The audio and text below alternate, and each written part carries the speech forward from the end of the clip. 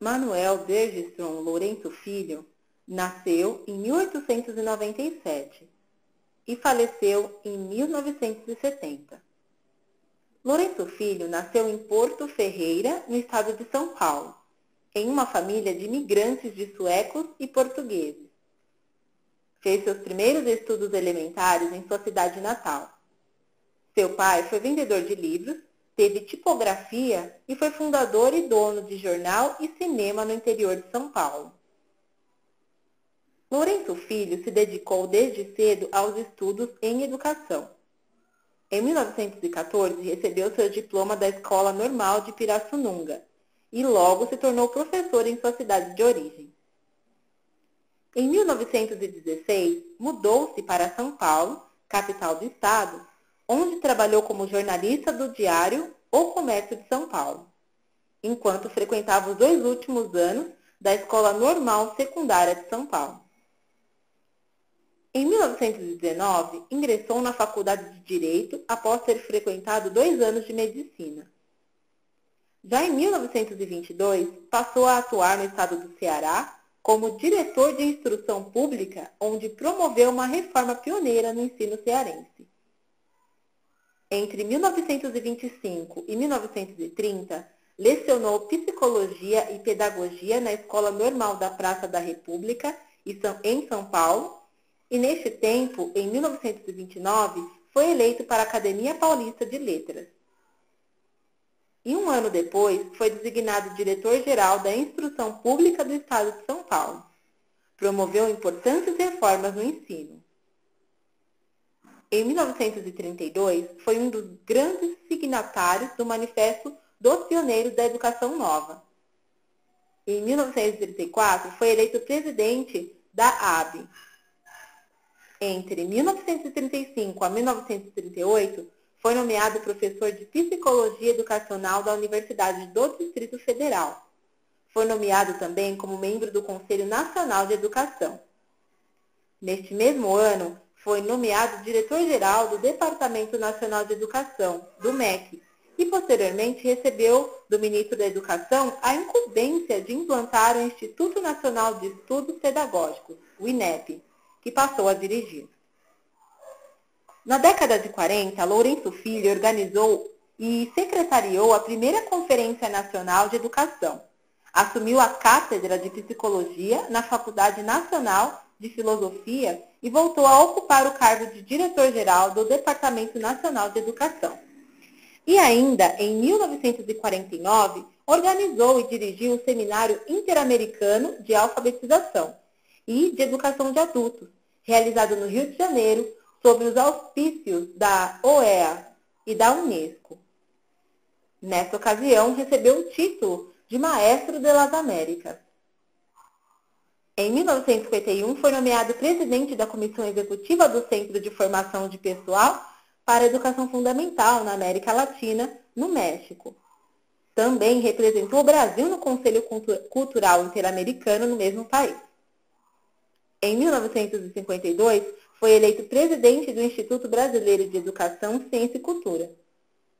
Aposentou-se em 1957, mas continuou atuando em várias comissões educacionais. Atuação e pensamentos de Lourenço Filho.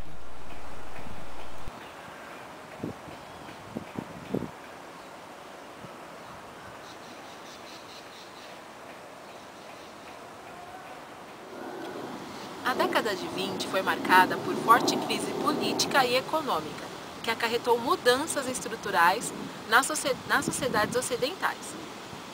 No que se refere à educação, esses intelectuais interessados nela, com base em estudos e pesquisas que apontassem novos rumos a seguir para a construção da modernidade do país, eles sentiam a necessidade de reformas urgentes e profundas no sistema educacional brasileiro. Dentre eles, se destaca um jovem educador que já havia revolucionado a prática pedagógica do curso de formação de professores em Piracicaba, aqui em São Paulo, e que logo depois realizaria experiência semelhante também no Ceará, a convite do governo.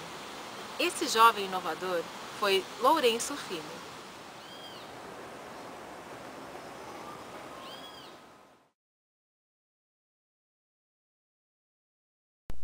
Lourenço Filho elaborou uma vasta produção e ocupou diversos cargos executivos, influenciando o pensamento educacional e as políticas de sua época. Foi professor, pesquisador, administrador e escritor, sempre participando das questões fundamentais da educação e das novas relações sociais que se estabeleciam no país. Com o fim da Primeira Grande Guerra, estabeleceu-se a hegemonia norte-americana, cujas orientações o Brasil seguiu para se desenvolver.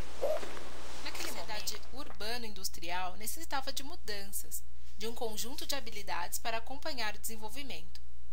Neste contexto de expansão das forças produtivas, a educação foi considerada um instrumento fundamental de inserção social.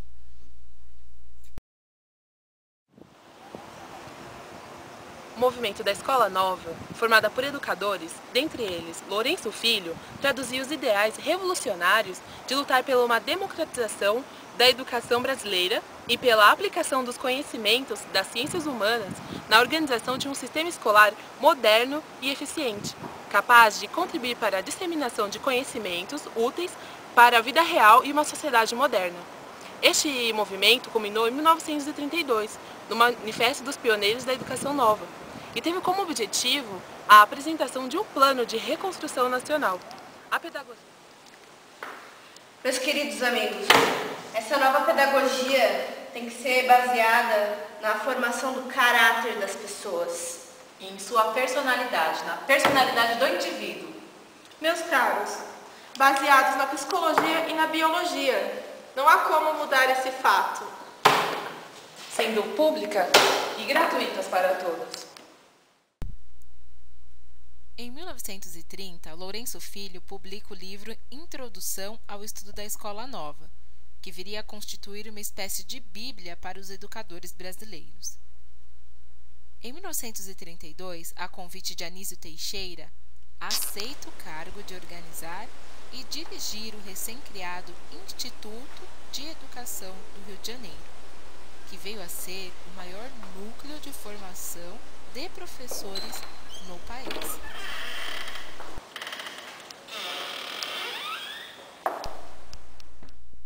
As novas professoras, então formadas da Escola Nova, encontraram um terreno fértil. Difundiam esse ideário em todo o antigo Distrito Federal. Em alguns estados brasileiros, houve experiências pedagógicas bem-sucedidas, mas houve também grande reação contrária nos defensores do tradicionalismo.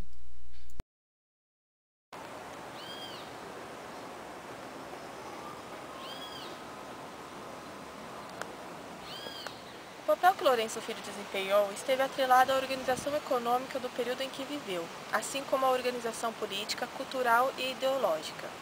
Em um dos cargos de destaque da vida profissional de Lourenço Filho, foi o do diretor-geral do ensino de São Paulo. Para a educação pré-primária, a qual foi instituída em sua gestão no Instituto Pedagógico de São Paulo, aproveitou-se da sua experiência em formação de professores primários para ampliar sua organização educacional.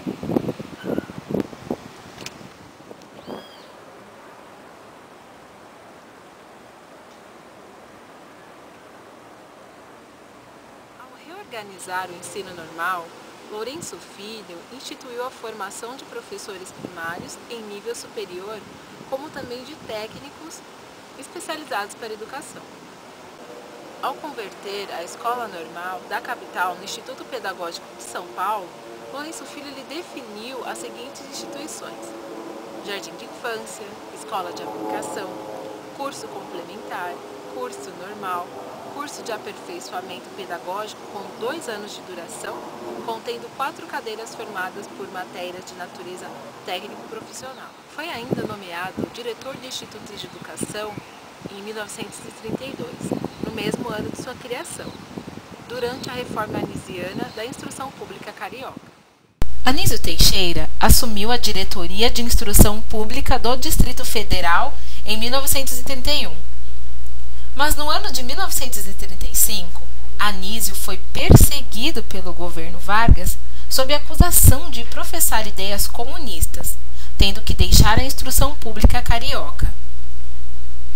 Com sua demissão, Lourenço Filho continuou à frente da administração escolar por mais 2 anos.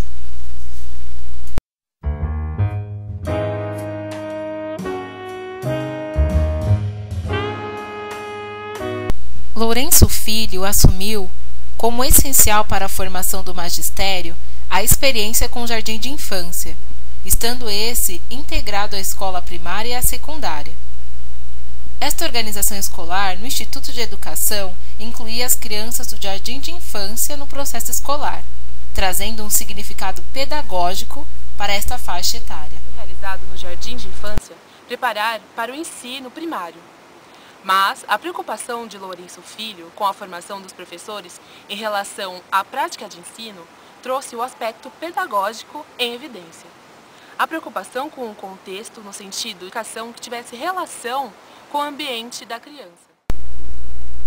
Para tanto, o professor deveria estar bem preparado, conhecendo os aspectos psicológicos e biológicos, e então ele poderia propor, de forma adequada, sua ação educativa.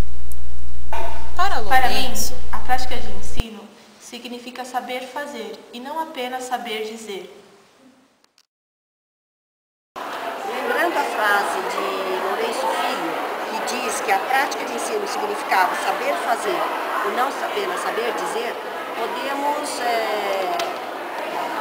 podemos lembrar que o saber dizer ele tem muita relação com a sua experiência de vida, com o seu eu. Né? E se na escola você não valoriza o seu eu, é muito difícil o aluno saber dizer. Né? E aí ele acaba focando no saber fazer. Então, na minha experiência, o eu não era considerado dentro da sala de aula, não fazia parte do currículo. Né? O que fez com que a gente pensasse que o eu, né, que a minha experiência, que a minha vida, que o meu trabalho em casa, fora da escola, não fosse importante ser relatado, ser dito na sala de aula. Isso dificulta a aprendizagem e dificulta fazer a relação entre o que você aprende na escola e a sua experiência. Eu, Lourenço Filho, insisto no valor da observação, na necessidade de o professor colocar as crianças em situações reais para, assim, serem capazes de construir seus conhecimentos com base na experimentação.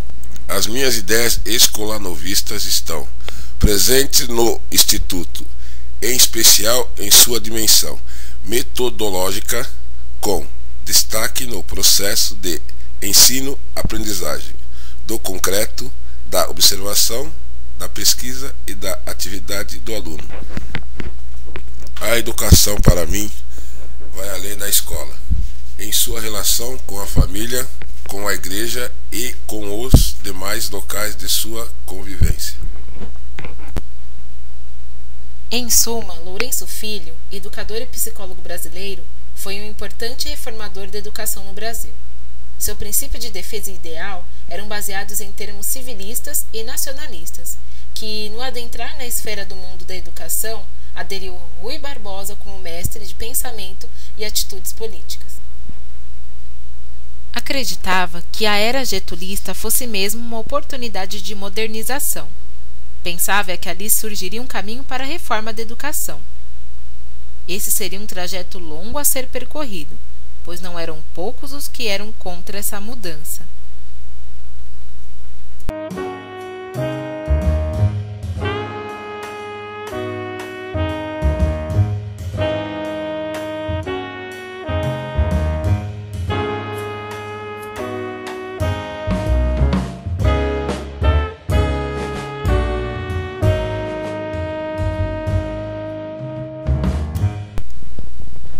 De fato, a obra de Lourenço Filho sobre a Escola Nova é emblemática.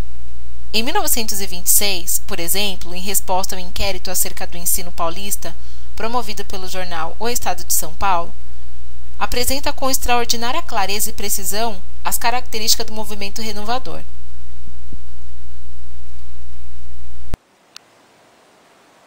A escola tradicional não serve ao povo, e não serve porque está montada para uma concepção social já vencida, senão morta de todo. A cultura, bem ou mal, vinha servindo os indivíduos, que se destinavam às carreiras liberais, mas nunca às profissões normais de produção econômica. Para Para ele, o papel da escola, principalmente o da escola primária, era o de adaptar os futuros cidadãos, material e moralmente, às necessidades vindouras.